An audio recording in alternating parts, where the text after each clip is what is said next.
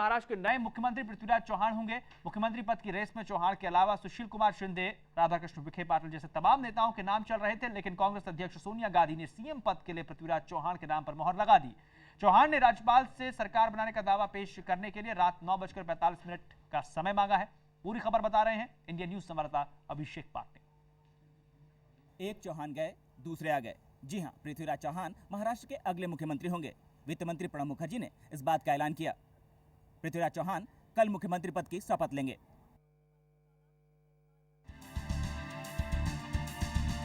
महाराष्ट्र की राजनीतिक उठापटक पर कांग्रेस आलाकमान ने विराम लगाते हुए नए सीएम के नाम का ऐलान कर दिया। उम्मीद के मुताबिक कमान राज्य के कद्दावर नेता और केंद्रीय राज्य मंत्री पृथ्वीराज चौहान को सौंप दी गई। इस बात का ऐलान किया खुद वित्त मंत्री प्रणब मुखर्जी ने। Requested Congress President to choose the next leader of the Congress Legislature Party. We came back and reported to Congress President last night, and this morning she has selected Prithviraj Chauhan to be the new leader of the Congress Legislature Party. इससे पहले रक्षा मंत्री A K. Antony और वित्त मंत्री प्रणब मुखर्जी कांग्रेस अध्यक्ष सोनिया गांधी से मुलाकात के लिए पहुंचे थे और बेहद छोटी मुलाकात के बाद सीएम के नाम का औपचारिक तौर पर ऐलान कर दिया गया।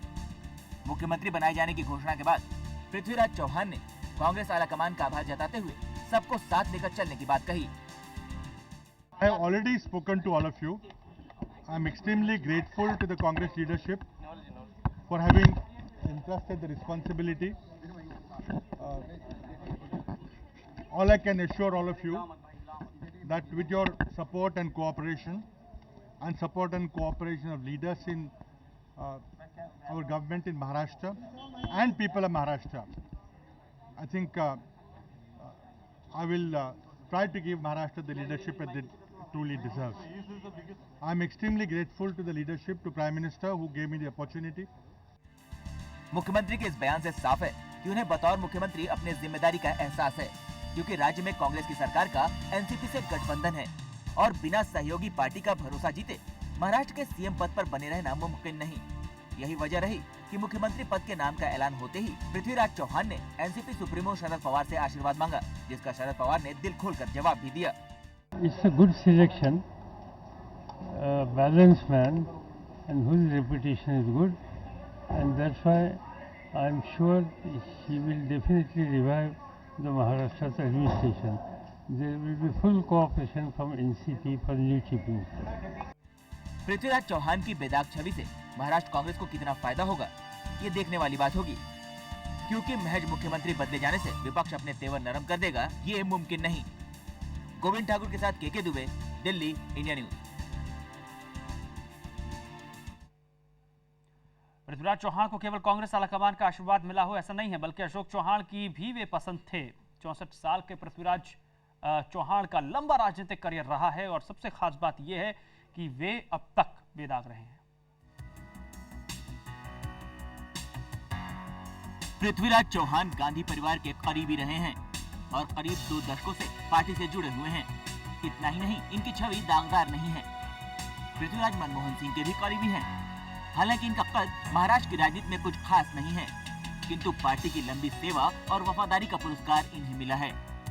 पृथ्वीराज उस वक्त चर्चा में आए थे जब उन्होंने दिग्विजय सिंह के साथ मिलकर मार्गरेट अल्वा के बेटे का टिकट कटवाने के लिए एक परिवार एक टिकट का सिद्धांत बनवाया था। हालांकि वो खुद अपने पिता और मां की बदौलत राजनीति में आए। पृथ्वीराज की मां प्रेमलता महाराष्ट्र प्रदेश कांग्रेस की अध्यक्ष और सांसद थी और पिता आनंदराव चौहान भी केंद्र में मंत्री रह चुके हैं। साल 1991 से राजनीतिक जीवन की शुरुआत करने वाले चौहान कई अहम पदों पर अपनी जिम्मेदारी निभा चुके हैं। मैं एक बहुत बड़ा सम्मान मानता हूं। कांग्रेस की हाईली क्वालिफाइड मिनिस्टर्स की सूची में चौहान का अपना एक अलग स्थान है।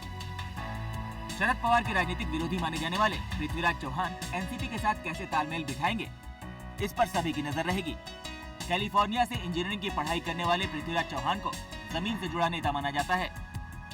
राजनीतिक पृष्ठभूमि के बावजूद शुरू में इनका रुझान राजनीति की तरफ खास नहीं था। तभी तो कैलिफोर्निया से इंजीनियरिंग की पढ़ाई पूरी करने के बाद कुछ दिनों तक अपने प्रोफेशन में बने रहे, लेकिन साल 1991 में इन्होंने राजनीति राजनीति की कमान थाम ली। महाराष्ट्र के कराड से 3 बार सांसद चुने जा चुके पृथ्वीराज चौहान फिलहाल राज्यसभा सांसद हैं। अब इन्हें महाराष्ट्र में अपना राजनीतिक कौशल दिखाना होगा। Bureau report, India news.